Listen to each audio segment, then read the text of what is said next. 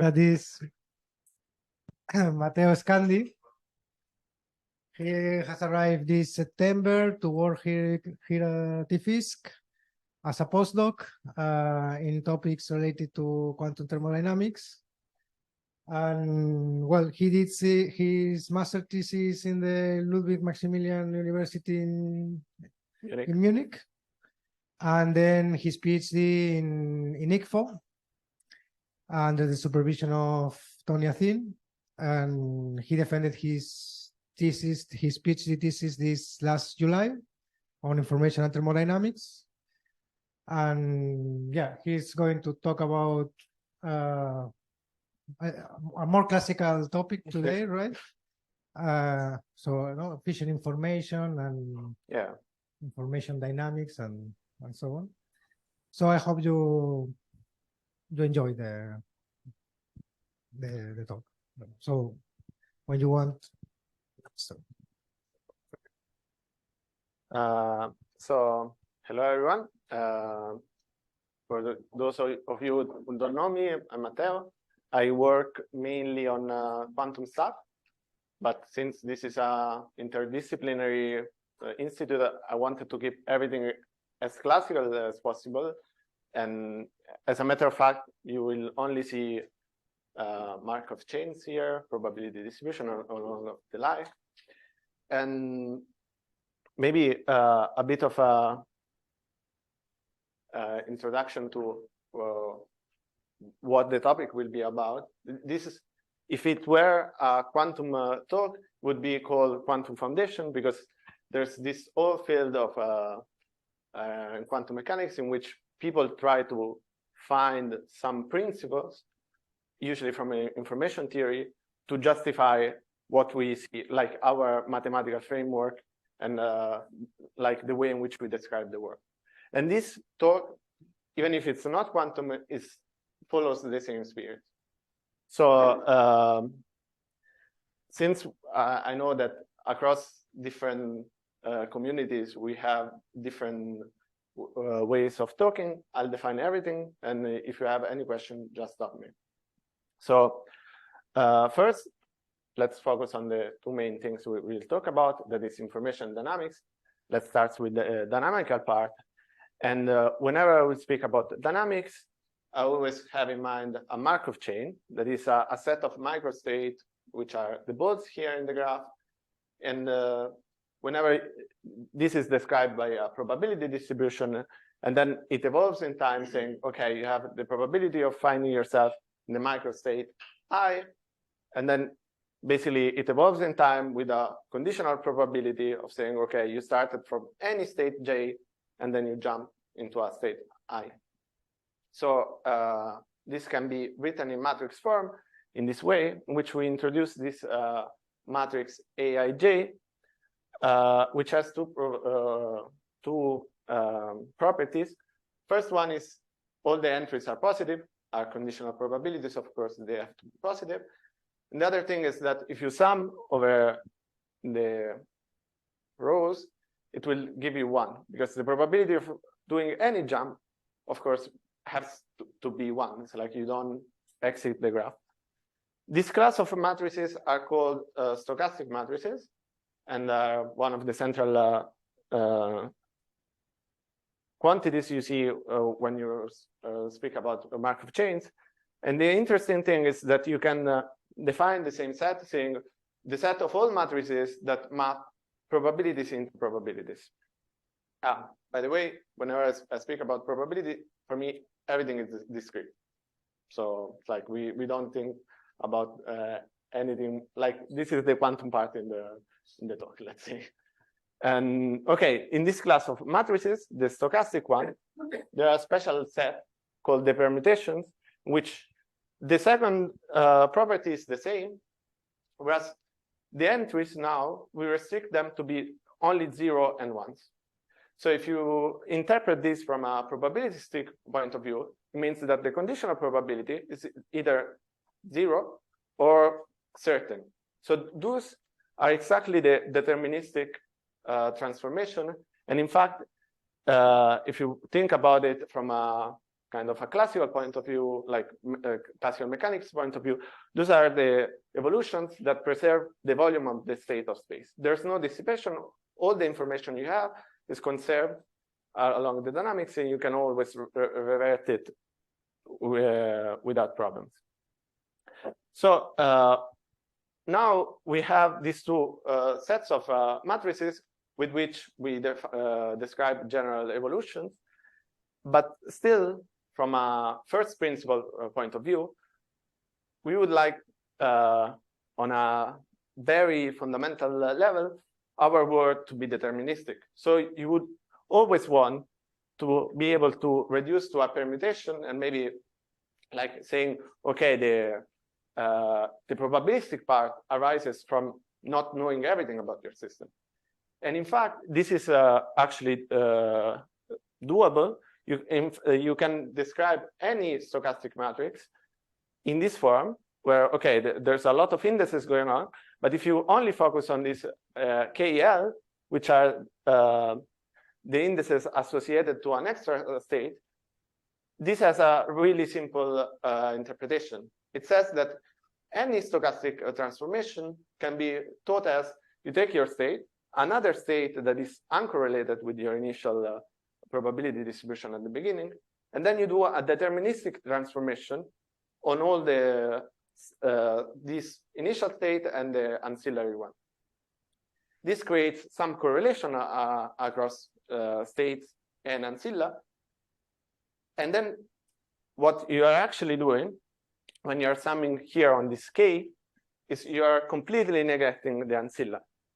So in some way, this decomposition tells you that any stochastic matrix you see is just the action of all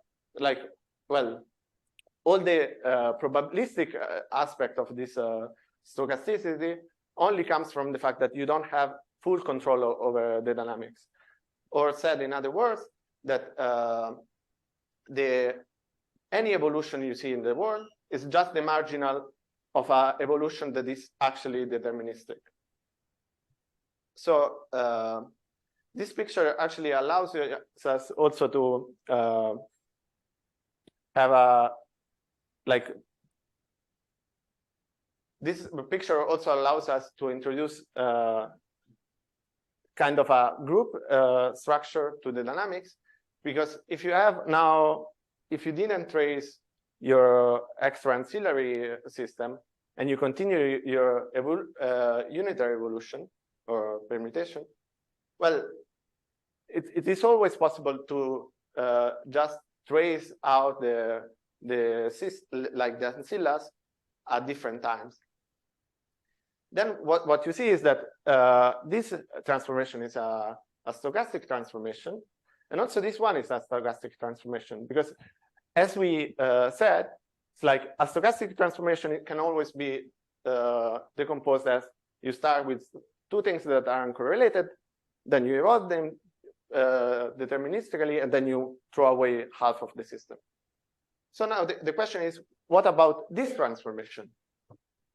Well, first, I'll tell you that there's a first definition, which it's there in the literature, that says that any dynamics in which you can actually introduce this AST, it's called divisible. It's not completely generic, but we are going to focus only on the dynamics in which you can introduce this intermediate map. And then what one would like to have is that this AST, this intermediate map, is stochastic. But actually, this is a really strong requirement to do. In fact, you can prove that this is equivalent to the notion of Markovianity. That is, if the intermediate map is stochastic, then the evolution you're having is Markovian. And the reason why this is the case is because if you look at what's happening, it's like, okay, you have your first half of the evolution in which you have your permutation and whatnot. And now, in order to continue the evolution, what you're doing is inserting a new state, which is completely uncorrelated with your evolved state, and then continue the evolution, but taking into consideration only this part and this new ancillary state. And what you get is, again, some correlated state, and then you trace out half of it. So whenever you are able to do this, the intermediate map is stochastic, and the other way around. And what's happening actually is that this intermediate map doesn't need any information about your initial state to actually continue the evolution. So what you see is that there's no memory effect in the dynamics, because the intermediate map doesn't have access to that memory that was stored in the other ancillary state. So basically, this is all you have to know about the dynamical part for this talk. So if you have questions, it's like this is the right point. If not, let's start to talk about what I mean by information. So information theory now was introduced in the 50s, and maybe back then it was a bit more difficult to understand why, when you say information, you actually, from a mathematical point of view, what you have in mind is a probability distribution. But nowadays, with the fact that we have machine learning all around us, it's maybe a bit more intuitive what's going on there.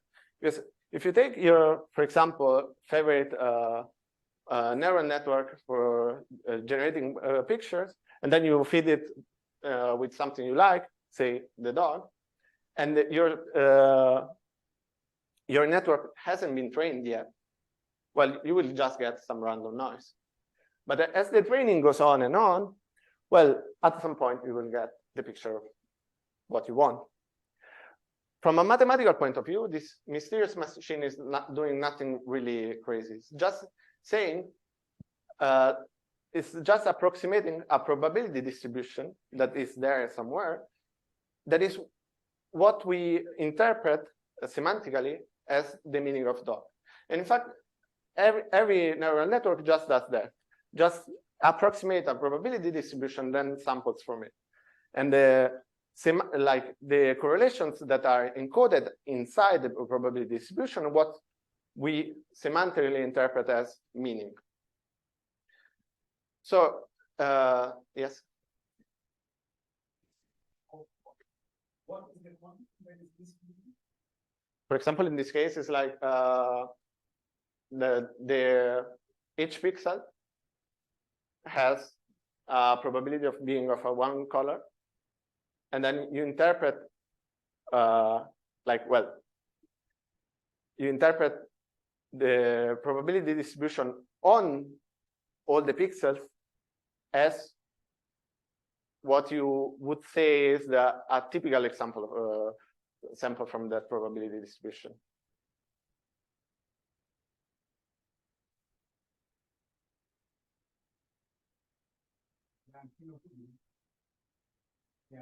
No. Tell me.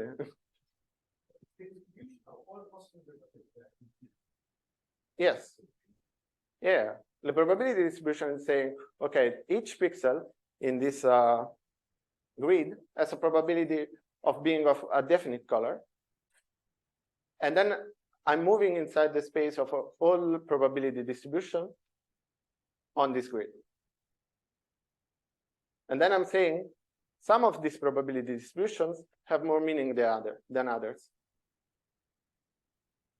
And what you're doing when you do machine learning is just approximating this probability distribution that actually means something to us. Yes? You understand? Machine learning works the other way around. You give an image and you classify the image. Mm-hmm. Rather than you give a concept and you do a Google search for images of that concept. Yeah. So in what sense so if you give the image, a distribution of pixels or whatever, that is what is classified as a probability of being a dog. Yeah. So there are two things there. One is that this is true for supervised learning, but there's also unsupervised learning, and this is more in that direction. No, but I think you find what are the categories. Yeah. You group the categories. Yeah. You don't start with much. You start with a variety of things that you have. Yeah, but it's like, okay, say you want to feed your neural network to decide whether something is a dog or a cat. And this was the first thing to do.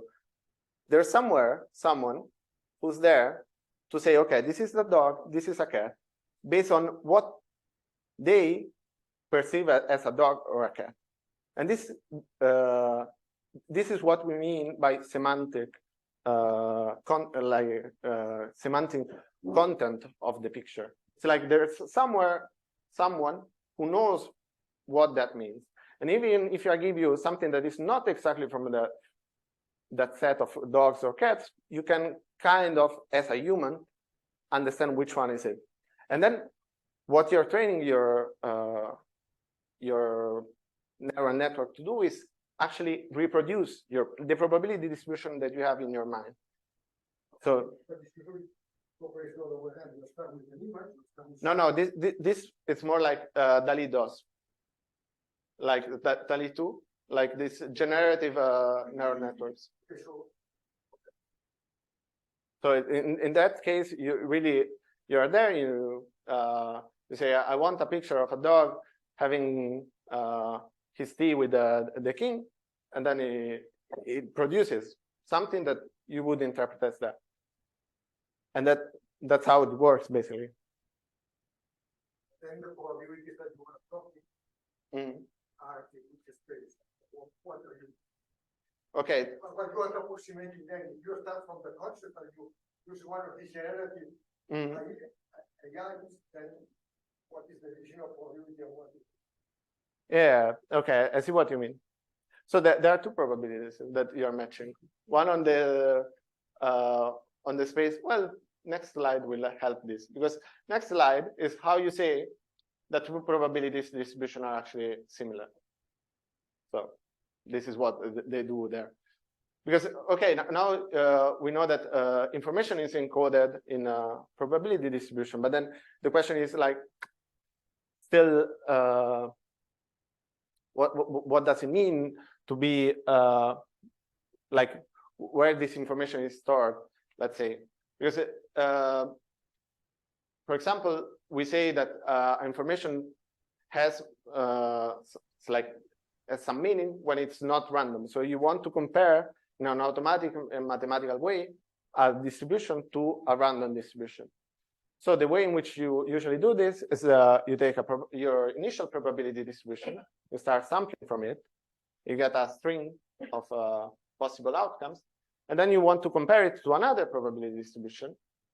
And you say, okay, I just sample from there in an independent way as well. And the usual way of saying whether two probability distributions are similar or not is saying, okay, I will compare the probability of getting a specific instance in the two cases. So whenever I see an instance of a very, very long set of strings, I know that for sure I'm in one case or the other, or maybe these two probabilities are so similar that I'm not able to distinguish them. So if you look at this, thanks to the IID distribution, well, everything factorizes. So you have basically a product of ratios. And then, okay, you can just rewrite everything as taking an exponential, a logarithm. Again, you didn't change anything. The only thing is that now you can multiply and divide by n, and you have there an average. And the good things about averages is that you have the central limit theorem, the law of lambda numbers, sorry, that you can apply to. And it tells you that if this string you had at the beginning was actually distributed according to the probability p, well, this exponent will converge to its average value according to the probability distribution p. This is what it's called in information theory the relative entropy or Kullback-Leibler divergence. And basically, if you plug it back in, it tells you that the probability of having a string according to a probability distribution or another scales down exponentially with the number of instances you have seen. And the exponent there is measured by the relative entropy. So it's saying that if two probabilities are very similar, from like when you plug in the two probabilities in the relative entropy here, well, the ratio between these two will go to 1. Instead, as soon as you have some difference, well, the bigger the difference, the faster it will be for you to see that the two, like what you're getting is not from the right probability distribution.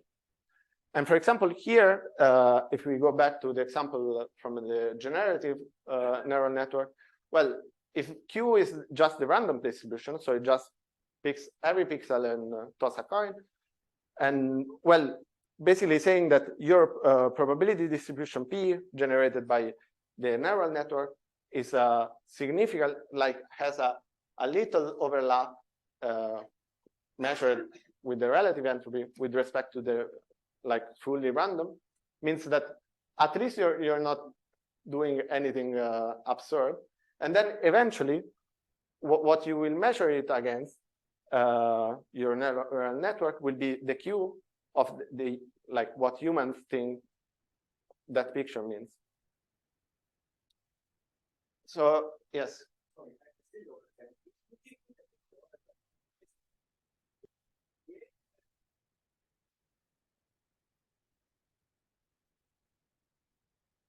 Okay.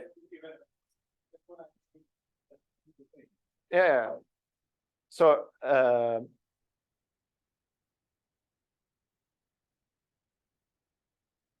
if I give you a picture of a dog, and I start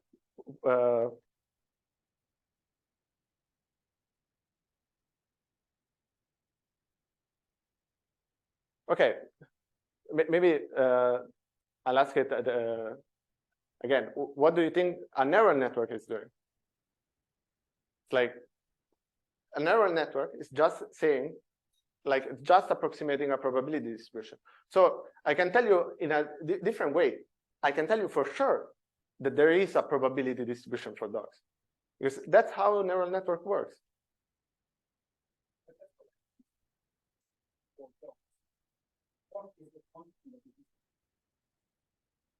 The pixels in a picture.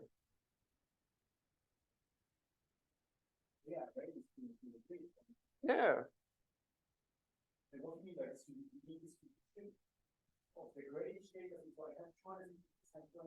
Yeah.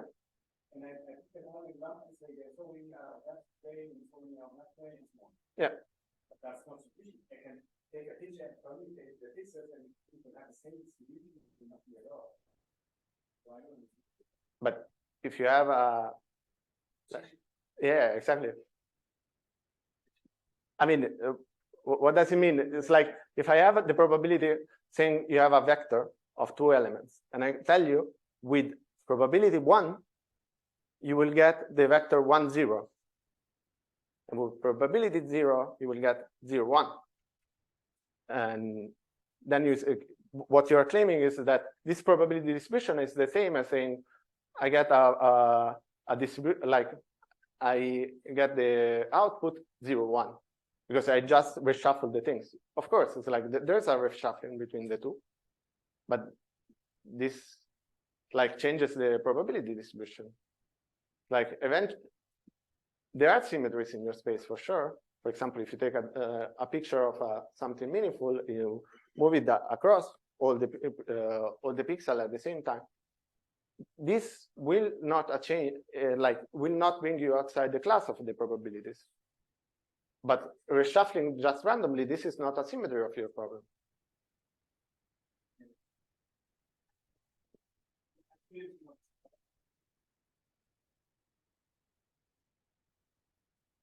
Well, anyways, there are many ways in which probability distribution can differ, though.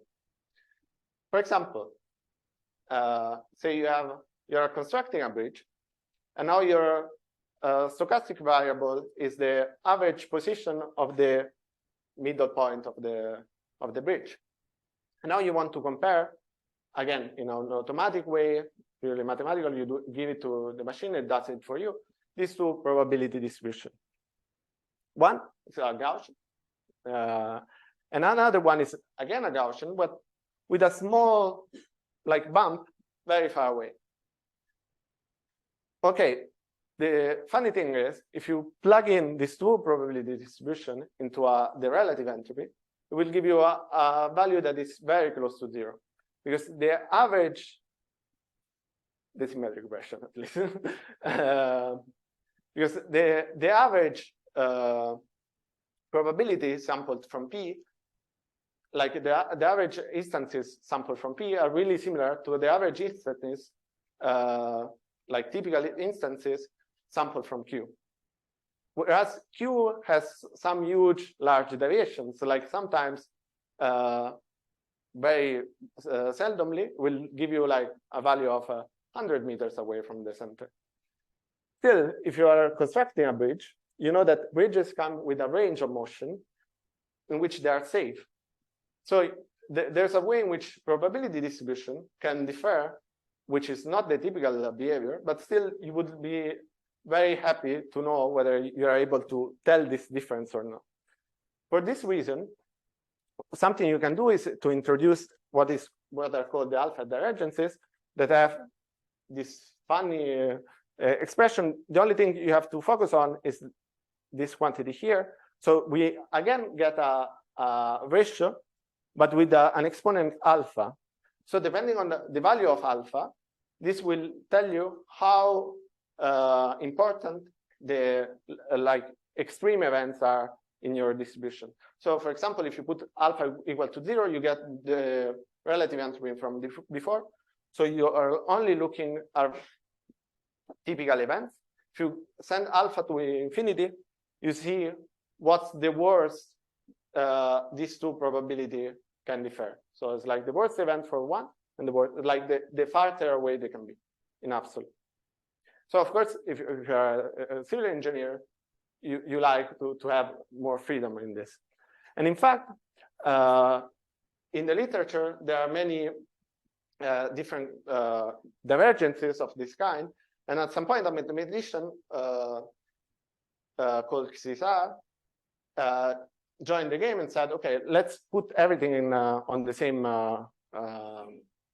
footing.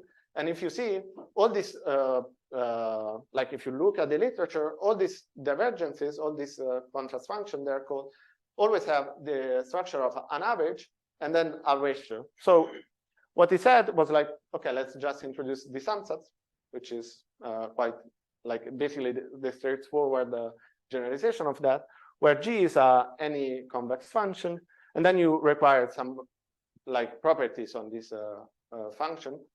First one is that it should be positive, because you wanted to quantify like the distance, the difference between two probability distributions, so they cannot be like negatively distant. Should be homogeneous, but this is automatic. Just this property in which if you multiply everything by scalar, the scalar factorizes out. Then this is a bit of a more complicated request, that is, it should be jointly convex. That means if you mix two probability distribution, P1 and P2, and other two probability distribution, Q1 and Q2, well, the amount of information you have should not be greater than the amount of information you started with. So this is just saying that if you mix, you lose information. Like it's a long mathematical request, but this is the interpretation you get. The homogeneity. It's there in the ansatz. So it's like you multiply by lambda. Why? I mention it because it will be used later, but it's not like it's a property that when you look at the literature, it's always there, and also it's already encoded in the ansatz, if you see. So it's like whenever you have this structure, you multiply it by lambda up and down, the lambda inside just factorizes. Yeah, I mean, sorry. Yeah, because exactly because the lambda here, if you multiply inside the G, will disappear. No, it's not a property of the G. Yeah, it's a property of the ansatz. Yes. Yeah. And one last thing you ask is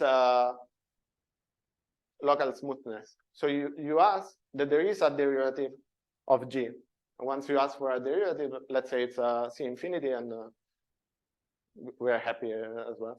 So, well, at least C infinity in one.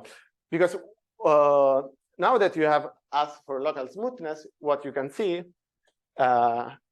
is that if your probability distribution are quite close together, which means that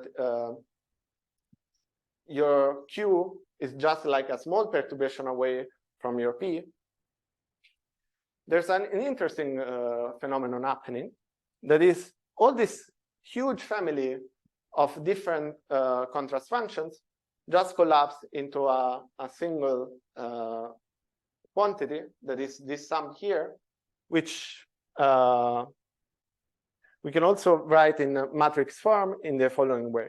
So you just say, you introduce this matrix eta. And the reason why we do it like this is because eta has some interesting properties. That is, it's a symmetric matrix, because if you see eta xy is basically diagonal. And on the diagonal, there's 1 over p. So basically, since it's a diagonal matrix, of course, it's symmetric. Moreover, it's positive because the inverse of a probability distribution is positive. It's a positive number. And then it smoothly depends on p, whenever p is away from 0.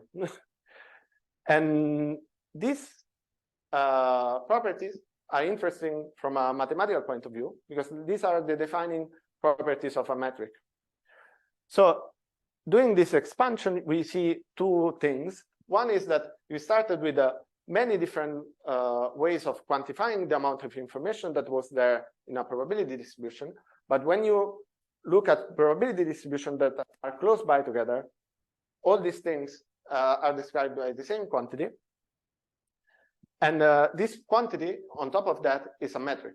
So this is what is called the efficient information metric. And it will be kind of the main topic of this talk, if I will ever get there. So this is all I wanted to say about information. So let's wrap up a bit. Like, now we have information, we have dynamics. Let's put them together. So we have our contrast functions, and just using these properties, homogeneity and joint convexity, and that's why you need homogeneity. This directly implies the fact that your contrast function is monotonous. So now, what does it mean? Well, if you have your P and Q and you start evolving them in time according to some stochastic transformation, and then you compare how similar they are as time progresses, monotonicity tells you that the similarity between the two probability distribution has to decrease. So basically, this is just encoding the intuitive request that information should decrease as the time progresses, and especially under noisy transformation. So you can already see there's a connection between the way in which we quantify information and dynamics. In fact, if you look at the Fisher information metric, this connection becomes even stronger, because there's a result called Chentsov theorem that tells you that among all possible metric on the space of probability distribution, there's only one that contracts under all stochastic transformation. And this is exactly the Fisher information metric. So if you see, the result of this Chan's theorem is telling you that having the request that noisy transformation should decrease the way in which you quantify information constrains the local behavior of your quantifier of information. So in some way, we have physical evolution up here, and then from there, you can define what statistical quantifiers are. At least at the local level, this is strictly true. It's like the statistical quantifiers are exactly those which, and only those, which contract under noisy transformation. So the aim of this talk is to show that there's also the other direction there. And this is the second part, dynamics from information. So without wasting more time of yours, I'll just give you the theorem that is our main result. That is, take any linear map, A, acting on, some discrete space.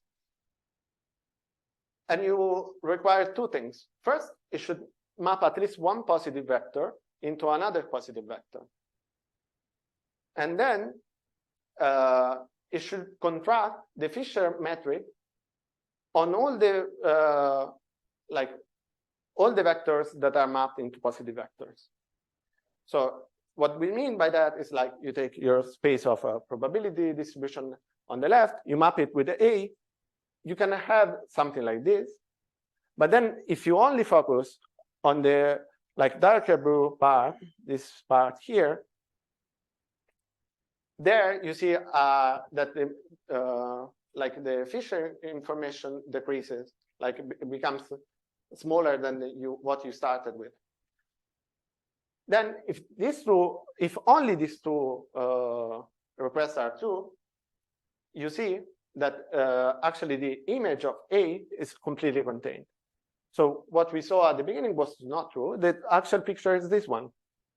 So you see that every map that satisfies these two quantities these two assumptions map the space of probabilities into probabilities.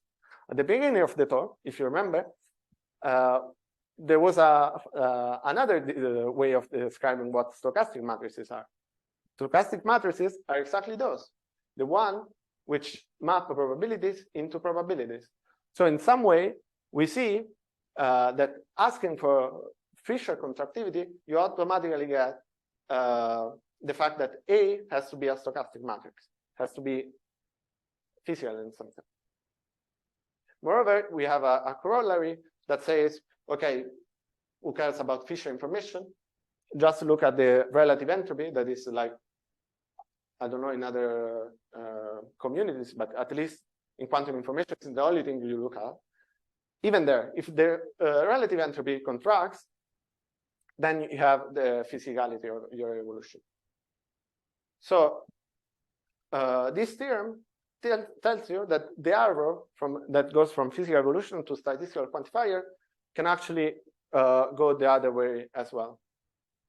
So moreover, if you take as a statistical quantifier exactly the Fisher information, well, you also have a chance of theorem, and then this is basically a if and only if condition. All the physical evolutions are only the one that contract the Fisher information, and the Fisher information is the only metric that is contractive under physical evolution. So there's basically a closed loop there. So I don't know if there's time for this, but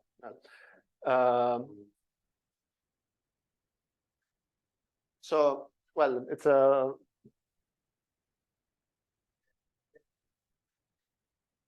10-15 minutes. So this is from what I said now was important from a foundational point of view, but it also has its applications. In particular, let's look at how this thing can be helpful, for example, in something that is really dynamical, that is the characterization of Markovianity. So again, let's say you have your initial space of probability distribution, you evolve it in time, and then you know that this matrix is a stochastic matrix, this is also a stochastic matrix, which means that the amount of information here and here should be less than the information you started with. But then you want to see what happens when you introduce some intermediate map here.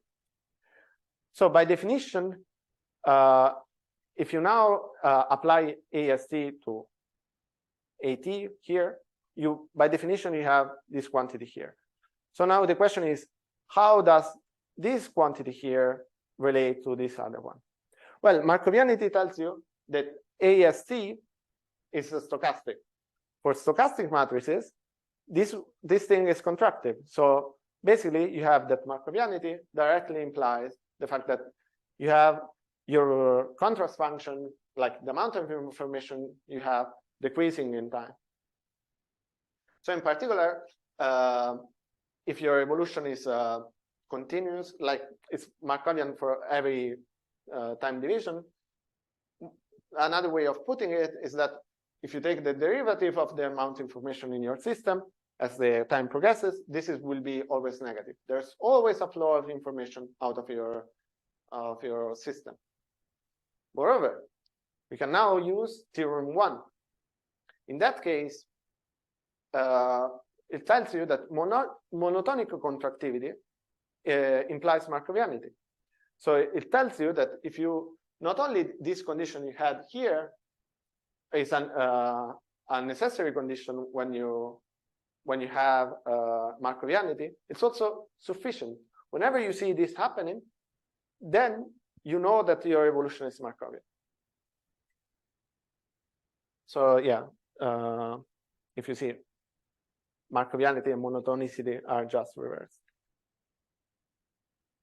So another way of saying it is that if you have no Markovianity now, since it's an if and only if condition, this also means that there's somewhere in the space of state in which the Fisher information is expanding. That means there are 2 points in your whole set that as you move them forward, well, they will end up farther away as measured from the Fisher information point of view. And this is just a simple corollary of our theorem. If now you also assume that this happens on the image of your state, you know that there are 2 points, like these 2 points actually arise from the evolution of something at time 0. So basically, you have that the blue dot, I hope no one is colorblind here, like the blue dot continues its evolution, and the same thing for the red one. So now, like interesting thing when you have a Fisher, like when you have a metric, is that you can have access to scalar products. And the most usual thing you do with scalar products is define the adjoint vector. And an adjoint, in this case, is just something that maps in the opposite direction. So it tells you that if you define the adjoint with respect to the Fisher metric of the map AT, for example, it is something that brings you back to the initial place. Sorry. And the same thing you can do with the AES. Now, if you write it down and you look at it, well, this has a straightforward interpretation. Like this adjoint map here is just applying Bayes' theorem. And this is what is really useful when you have this connection between the probability distribution and dynamics. You have a dynamical map that makes you basically guessing what's happening at a earlier time that is just Bayes' theorem applied there. So again, using our theorem, what we see is that if you have no Markovianity, and this expansion happens on the image, well, you will have an improved ability of guessing your initial state. So it's like this part has an expansion of the Fisher metric, and thanks to this expansion, you are able to get closer to like a closer guess about where you started from. So this is called in the literature backflow of information. And if you look at, if you ever happen to look at the literature in quantum non-Markovianity, you will always say, you know, there's two states that go farther away. This is a backflow information. It's like, what does it mean? It's like backflow information. It's like something that helps you retrodict where you started from. And this one was the first result in this respect. It's like saying, okay, you have an increase in statistical distance. Well, then this means you're able to guess your initial state better. So to conclude, we started with this nice picture here, and I wanted to kind of argue what's happening there. The fact is that both physical evolution and statistical quantifiers revolve around the concept of information. That says, usually what you do when you define physical evolution is like you say, okay, there's information, whatever that means, and you want your physical evolution not to increase the amount of information during the time. In particular, when you have a deterministic evolution, you want the information to be preserved. Once you have physical evolution, then you can define statistical quantifiers, exactly as those quantifiers that are compatible with the physical evolution you started with. But there's also the other path in which you have information, a way to quantify it coming from information theory. And then thanks to this and our new theorem, you can define physical evolution from there. So this was all I wanted to tell you about. Thank you for the attention. And these are the papers, if you want to look at it, and my fair collaborators.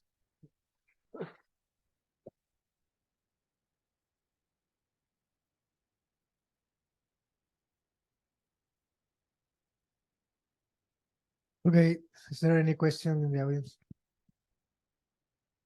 Thank you for this interesting talk. So if you take a Markovian system and you calculate the relative entropy between the probability distribution and the, let's say, the equilibrium one or the steady state one, then you find that it decreases. Yeah. Okay, this is a called thermodynamics. We all know this. But it doesn't mean that if you have second law of thermodynamics, then all the system should be Markovian. But however, your theorem seems to imply, if I understood well, something like this, right? Yeah, was a bit sloppy there. Not in the picture. So the thing is, as you evolve in time, like the accessible state space contracts. Then, like our theorem tells you that non-Markovianity is witnessed by the fact that all the, like if you look at all the space, that when you map it, like for example, an infinitesimal amount of time forward, if there's an expansion of Fisher information there, then the system is non-Markovian. But this infinitesimal mapping forward means that you have to look at all the interior of the state of space.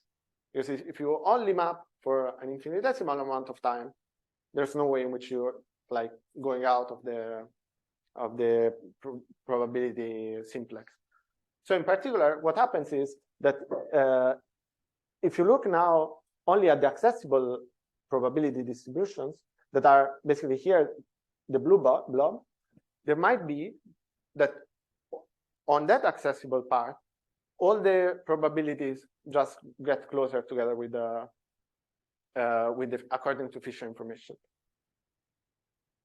Still, you know that if you were able to access all the probability space, then you would see at least 2 points that go farther away.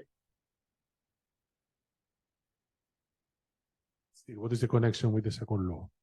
Is it satisfied in Markovian or no Markovian? No. What Okay, it's it's like the thing is, the second law is satisfied whenever there's Markovianity, because we know it's when there's no Markovianity, it's in principle not satisfied if you look at the increment. It's like if you look at how much entropy went from here to here, it increased from here to here, but maybe from here to here, it didn't increase. There was a sudden, like whenever you have two finite time, you will see an increase of entropy, but for the intermediate ones, no. What I'm saying here is that the Fisher information, which is also connected to the entropy production rate, is almost able to witness the presence of non-Markovianity, but only if your map is not contracted, like if this initial contraction is not too much. Because if you contract too much, then there will be like some states that you won't be able to access.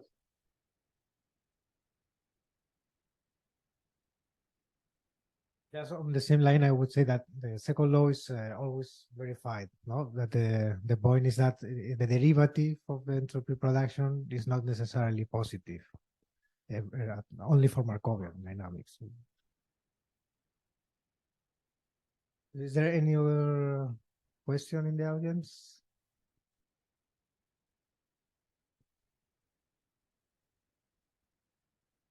Well, I don't know if there's someone in the chat as well. Or...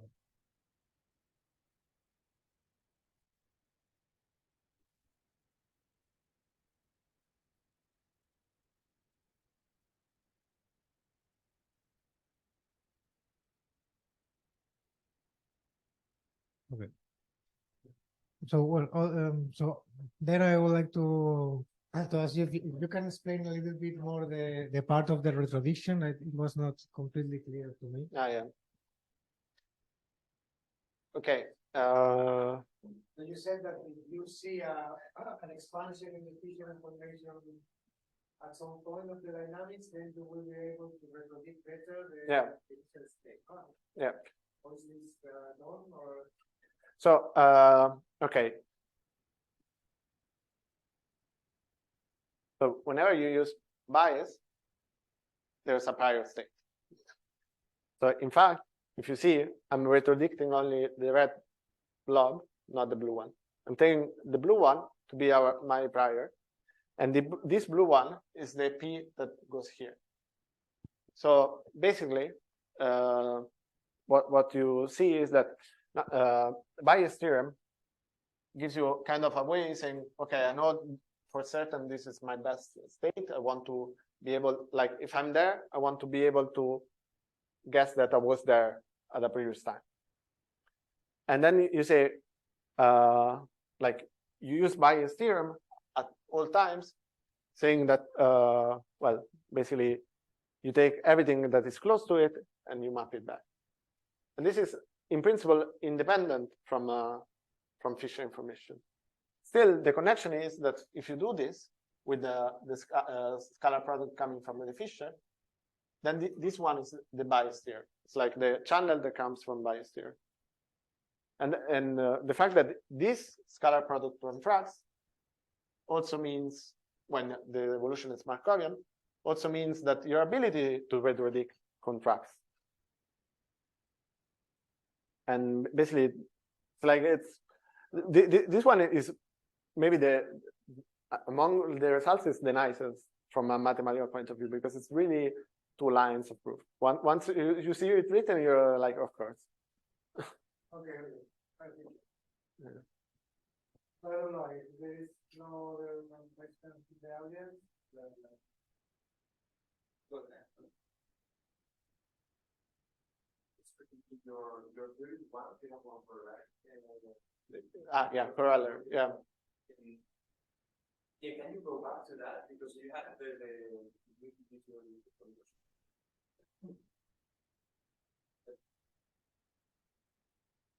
But yeah, I don't understand what for any distribution view, or for at least one, or okay. What I'm saying here is like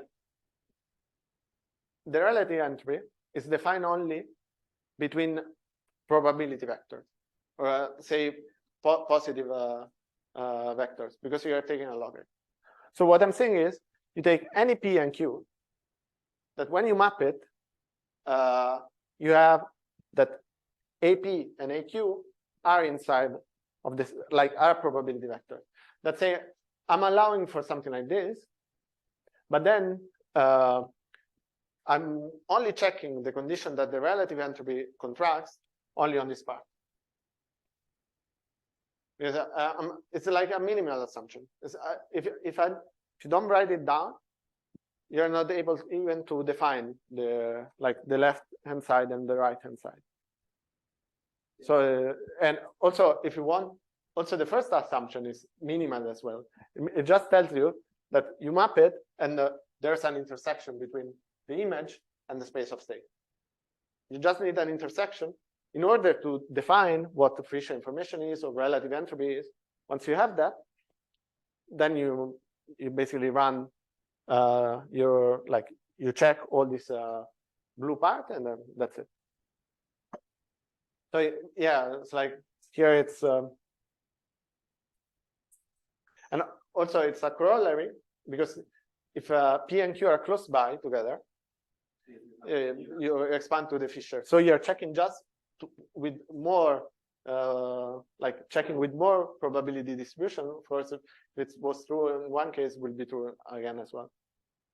Yeah, just that this is a restriction on the map or on the space, the P's and Q's. No, like all the maps. no. In principle, you could be able to use all the P and Qs, but I'm saying, okay, in some way, I'm telling you, use all the P and Qs in which this and these are defined, and that's the only thing. And then apparently, this is a restriction on the maps as well, because it's like from here to here, it's like a straightforward. You ask this, done. It's a stochastic. So it's like, let's say, in another way, is saying, okay, I'm asking this that looks a bit innocent. It's like there's no straightforward reason why it should be a stochastic matrix, but apparently it is.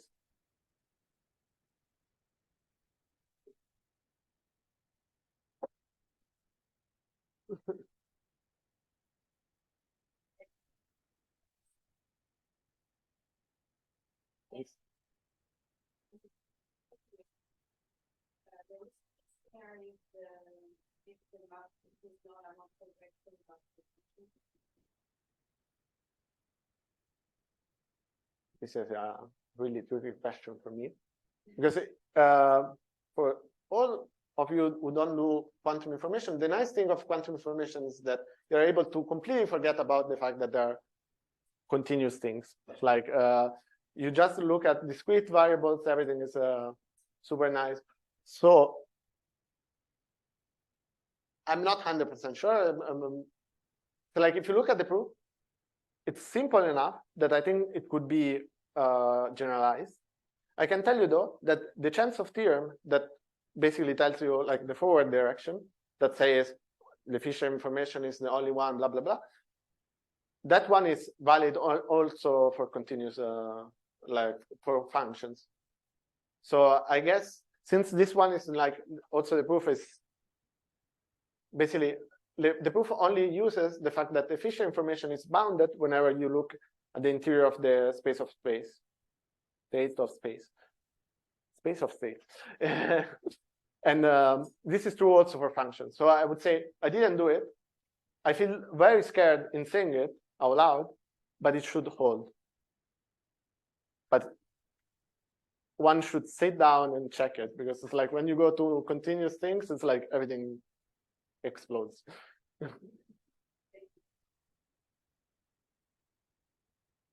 Okay, there are no more questions, so let's start Mateo.